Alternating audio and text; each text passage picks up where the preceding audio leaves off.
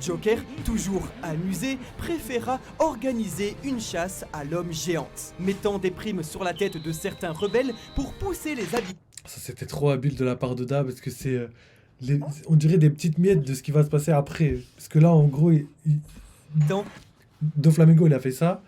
Et après, c'est Baggy avec Crocodile et Mihawk qui ont fait ça. Donc c'est un petit clin d'œil pour la suite à chaque fois. Et ça arrivait énormément de fois. Ça arrivait vraiment énormément de fois. Si j'en ai d'autres en tête, je vous les dis.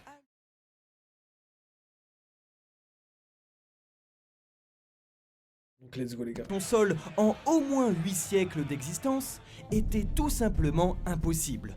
Ainsi, lors d'une allocution improvisée par la force et son éloquence, le roi Riku persuada ses sujets de rassembler ses économies. Mais alors que l'argent allait être mobilisé, c'est le moment que choisit le capitaine pirate pour prendre le contrôle du roi grâce à ses fils, faisant de lui un simple pantin qu'il put contrôler à sa guise. Cependant, toujours conscient, il le força à se rendre dans la ville méridionale de Sevio et à attaquer, épée à la main, ses propres citoyens.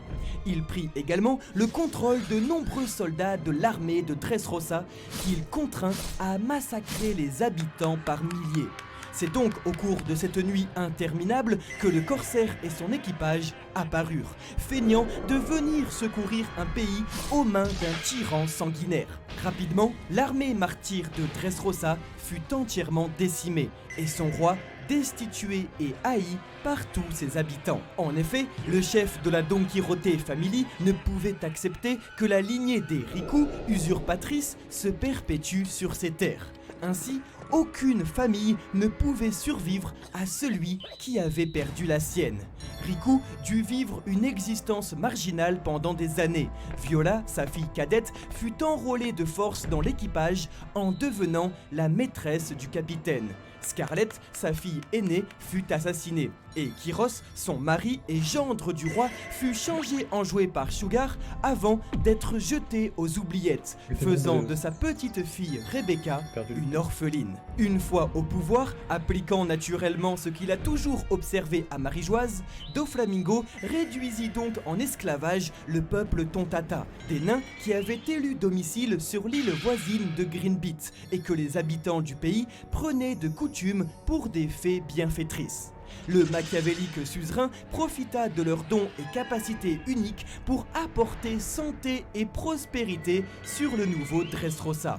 Dans le pays, la moindre force d'opposition était immédiatement transformée en jouet et sa présence effacée de toutes les mémoires. Le Colisée Corrida, immense arène de combat de gladiateurs, fut rouvert pour assurer divertissement et exutoire à la population. Le marionnettiste, à la folie des grandeurs, jouait donc littéralement avec la vie des autres. C'est ainsi que meurent les royaumes et que naissent les empires. おめえな、人身売買なんてもう古いんだよ、バカ。時代はスマイルさ、スマイル。ディスコ、おめえにやるよ、その店は。だからもう俺んとこにかけてくるんじゃねえ。Riche et puissant comme il ne l'avait jamais été, Doflamingo développa ses activités criminelles en toute tranquillité.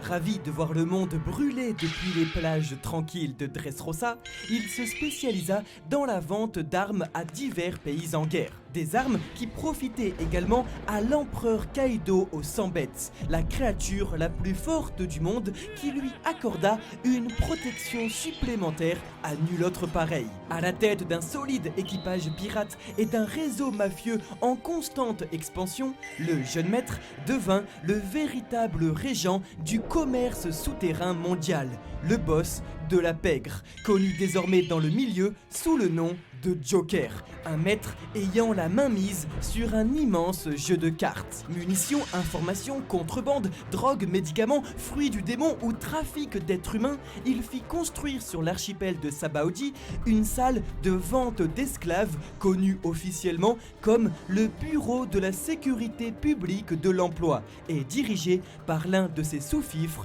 Disco.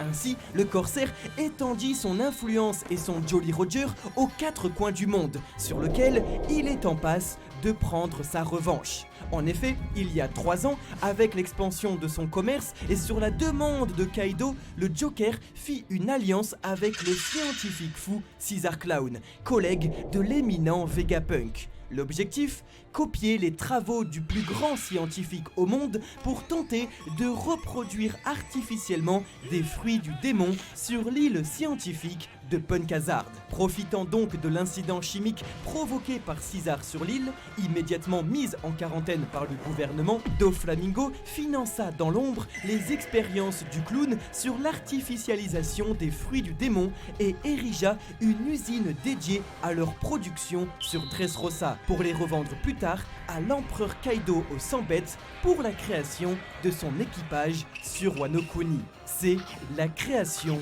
des Smiles. ドフラミンゴ貴様の仕業か早くやめろだったらよさっさと話すこと話して終わらせちまおうぜこんな集会 Il y a 2 ans, alors que les fils composant la gigantesque toile de son empire ne semblaient pas avoir de limite, Doflamingo était cependant obligé de participer aux réunions des 7 grands corsaires sur sa terre natale, aux côtés du boucanier Bartholomew Kuma, de l'amiral en chef Sengoku, du terrible Gecko Moria, du boss de la pègre sur la première partie de Grand Line, Sir Crocodile, de l'homme poisson Jinbei, de la reine des Kuja Boa Hancock et du plus grand épéiste au monde, Dracul Mihawk. Un jour alors, au courant que son Jolly Roger avait été souillé, le Shichibukai se rendit en seulement quelques jours sur l'île de Jaya pour punir son subalterne Bellamy la Hyène, vaincu en duel par un certain Monkey D. Luffy. Bien que le membre de son équipage lui vouait une admiration sans borne, il prit le contrôle de Sarkis, son compagnon, pour le punir. Quiconque était témoin de la scène comprenait le pouvoir du démon céleste, car Doflamingo, véritable marionnettiste accroché aux nuages, où qu'il se trouve, plane au-dessus des pirates comme une épée de Damoclès. Dorénavant, les mers ne sont pour lui qu'un vaste terrain de jeu, dans un monde qu'il ne voit déjà que comme un immense champ de bataille, une désinvolture cynique qu'il eut tout le loisir de déployer en apprenant l'exécution de Portgas the Ace, fils du roi des pirates. Convoqué alors en sa qualité de grand corsaire pour affronter l'équipage de l'empereur Edward de Newgate, venu empêcher l'exécution de son commandant au QG de la marine, le démon céleste en profita pour admirer les forces en présence durant la célèbre guerre de Marineford. En retrait pendant la majeure partie de la bataille, aucun adversaire ne l'a poussé à se battre sérieusement, s'amusant à couper la jambe du géant Odds et à manipuler les hommes du célèbre Barbe Blanche.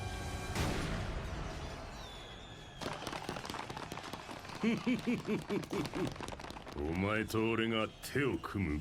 そうだ白ひげたち古くせえ海賊が幅を利かしてた時代なんざもうじき終わる。これからの海には力が全ての新時代が必ず俺たちの時代がやってくる。そこでおめえも一口乗らねえか。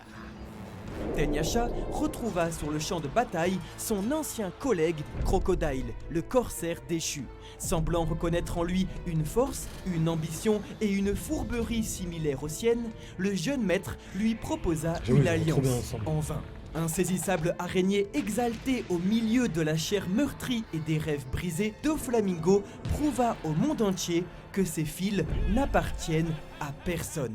En effet, dans un no man's land où les hommes meurent par centaines, la justice ne pourra être façonnée que par les vainqueurs, qu'ils soient bons ou mauvais. Une ironie absurde et savoureuse pour l'aîné Don Quirote, ayant déjà connu les plus grandes richesses et les plus grands tourments qu'une vie peut offrir. Dans ce bas monde, rien n'est blanc ni noir, tout est nuance de gris, une couleur terne, neutre, qui revêt les balles de fusil, les lames les plus aiguisées et les barreaux des cellules les plus profondes. Durant ce conflit historique, le démon céleste resta ainsi relativement humble. Assistant à la disparition du célèbre Portgas the Ace, à la mort du légendaire Barbe Blanche et à l'avènement de Barbe Noire. Le tout avec le même sentiment qu'il y a 24 ans à Locktown, celui d'avoir vécu l'histoire. Après la bataille au sommet, Doflamingo accepta d'éliminer Gecko Moria pour le compte du Golosei, avant que son collègue ne soit sauvé par son compagnon Absalom. Un échec qui le fera plus rire qu'autre chose. Une façon de rappeler à la plus haute autorité mondiale et ses agents que pour lui, tout cela n'est qu'un jeu. Un an plus tard, avec toute l'intelligence et le machiavélisme qui le caractérisent, Doflamingo parvint à récupérer le Mera Meranomi, fruit du démon du feu possédé jusqu'alors par le défunt Ace au poing ardent, frère de Luffy au chapeau de paille. La même année, son usine de Smile était enfin prête, mais la création de fruits artificiels sur Punk Hazard fut ralentie lorsque la marine décida d'utiliser l'île comme terrain d'affrontement entre les amiraux Kuzan Aokiji et Sakazuki Akainu. Un combat si violent que l'éveil des deux monstres de puissance terraformèrent l'île à jamais.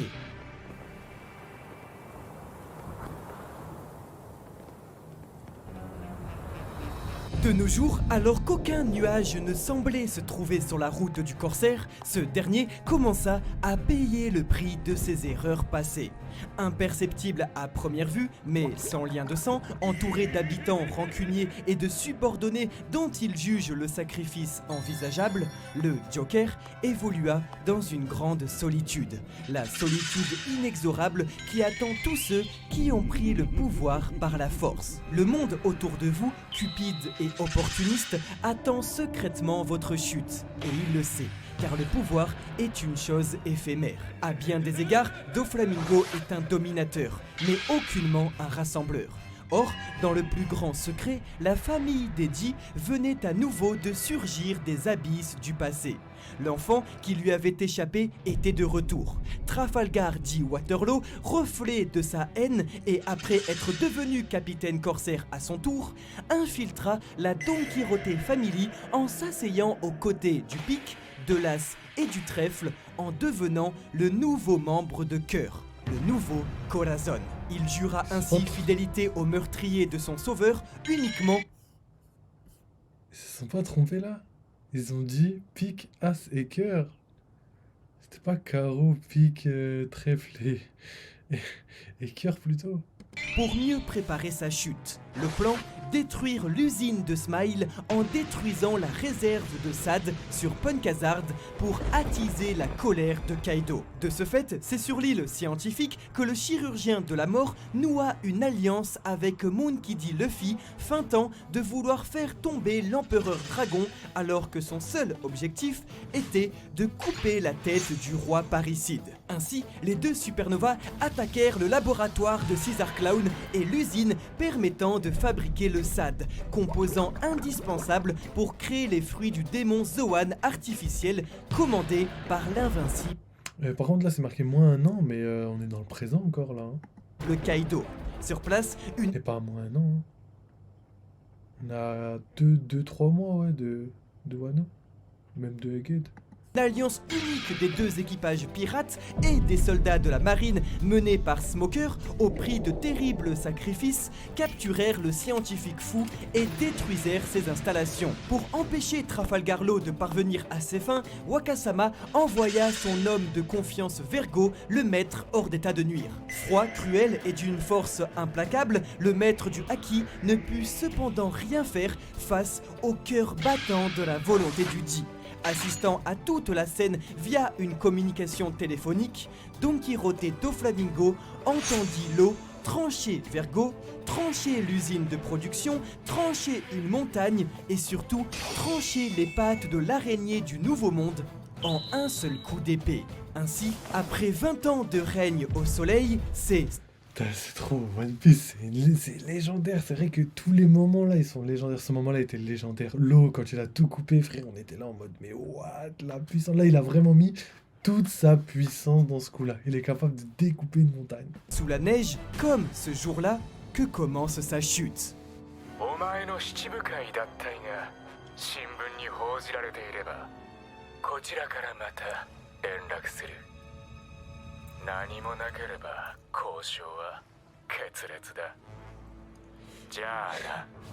Trop fort. Devant l'échec de l'un de ses lieutenants qu'il respectait depuis plus de 30 ans, ainsi que 2 autres membres de la famille envoyés sur l'île pour récupérer le clown, et surpris par la mort de Monet tranchée en 2 par Oronoa Zoro, Don Quijote do Flamingo perdit son célèbre sourire. Toujours par escargophone interposé, le chirurgien de la mort informa le démon céleste qu'il souhaitait le faire tomber. Il posa alors un ultimatum au boss de la pègre. Si il veut récupérer son précieux César, il devra renoncer à son titre de grand corsaire et diffuser la nouvelle dans les journaux du monde entier. Dans l'esprit de la jeune supernova, lâché par Kaido ainsi que par la marine et le gouvernement, son ancien chef se retrouvera inévitablement esselé et fragilisé. Un ultime affront intolérable pour l'expert de la manipulation qui se rendit naturellement sur place. Malheureusement pour lui, ceux qu'il considérait comme des insectes pris au piège dans sa toile avaient déjà filé. Sur place, il déchaîna son haki des rois sur les marines encore en vie et sa colère sur le vice-amiral Smoker avant d'être stoppé par l'ancien amiral Aokiji, devenu membre de l'équipage de Barbe Noire. Plutôt que de perdre du temps en combat inutile, Joker préféra se retirer, bien trop satisfait d'avoir constaté un nouvel exemple d'une justice désabusée face à la réalité du monde. Un monde sur lequel le cynique pirate avait encore une réelle emprise. Oui, faisant une nouvelle fois chanter le gouvernement en menaçant de divulguer le secret de Marie-Joise, Doflamingo obligea le Cypherpol 0 à diffuser dans le News Economic Journal la nouvelle de sa démission, alors qu'il n'en était rien.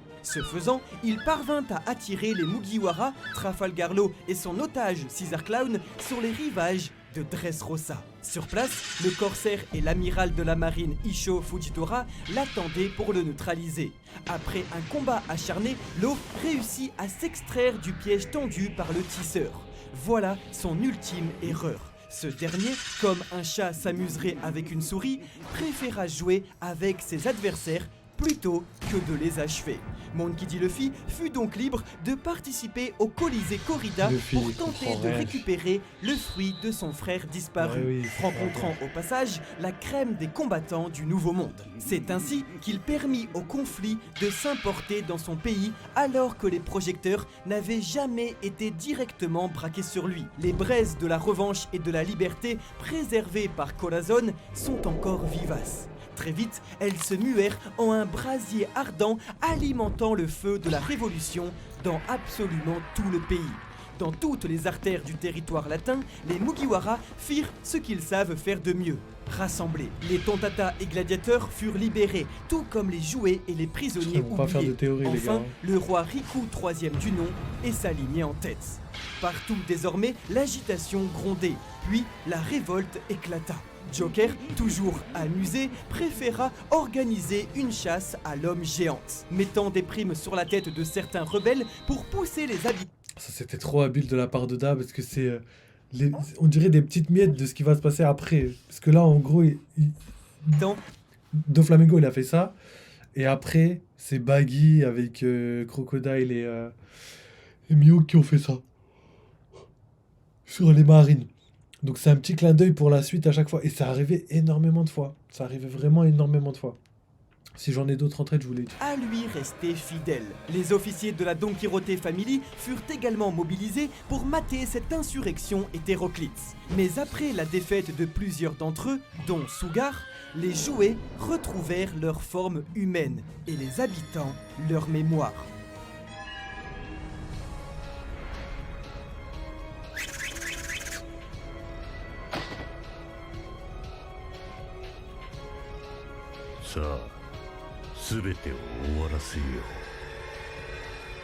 Après 10 ans de cauchemar, l'aube semblait alors poindre sur la longue nuit de Dressrosa.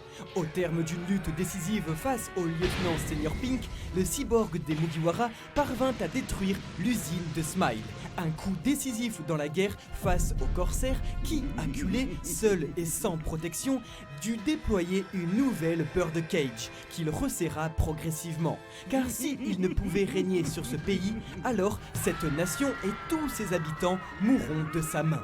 Partout, les balles sifflèrent, l'architecture qui avait fait la renommée du pays s'effondra, des incendies se propagèrent et le sang coula comme rarement dans l'histoire de Dressrosa. Cependant, les sujets eurent recouvré une force incommensurable, leur mémoire. Pirates, soldats, révolutionnaires, civils, tous luttèrent ensemble pour freiner l'étreinte de la cage mortifère de Doflamingo et pour laisser le temps à la volonté du dit de faire échec au roi. Sur la hauteur de Dressrosa, le combat fut acharné, brutal, composé de nœuds contrariés d'une rancœur tenace. L'eau fut mis hors d'état de nuire par le démon céleste qui occupait également Luffy en utilisant Bellamy la hyène comme bouclier humain. Dernière facétie d'un manipulateur né pour détruire. Luffy lui a refait son coup à Bellamy.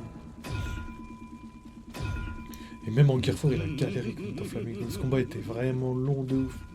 Mais il était lourd. おい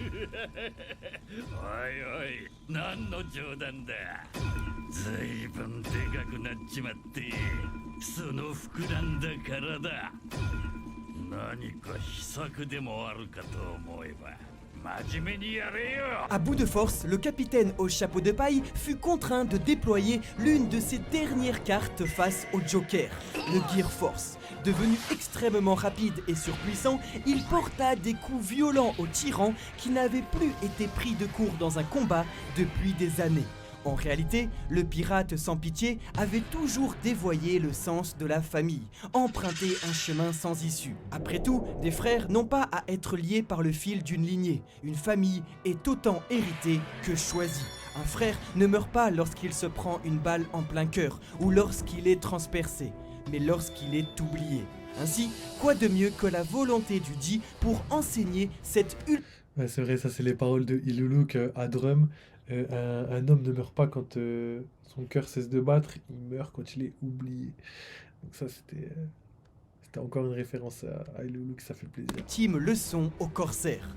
Le chapeau de paille, porté par le désir de justice de toute une nation, asséna à Doflamingo un ultime coup de poing chargé d'une décennie de lamentations et de désespoir.